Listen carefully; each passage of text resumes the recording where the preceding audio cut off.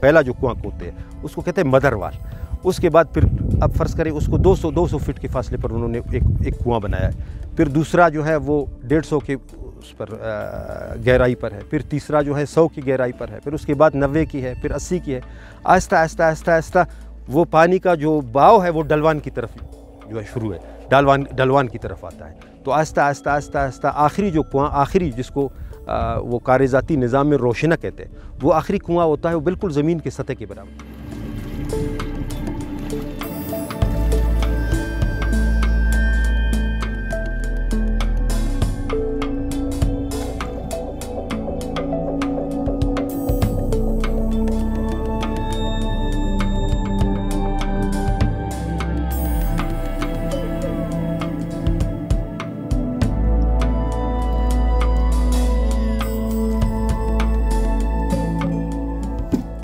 कारज को हम लोग तबाही से बचाने के लिए अभी हम लोग हुकूमत से चाहते हैं कि हम लोगों की भरपूर इमदाद करें। सब लोगों के, हमारे इलाके के गुजारे जो है इन्हीं कारज़ों पर थी, लेकिन अब सारे खुश्क हो गए। सिर्फ एक कारज है जो हम लोग ये बचाया है उसको।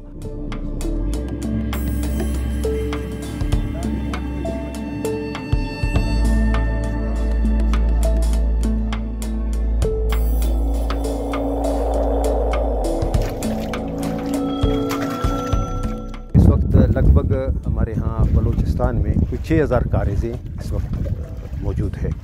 तो 6000 में से तकरीबन हुकूमत की अदम तवज्जुही और माहौलियात की ख़राबी और तवील कैद की वजह से जो है वो दम तोड़ चुके हैं।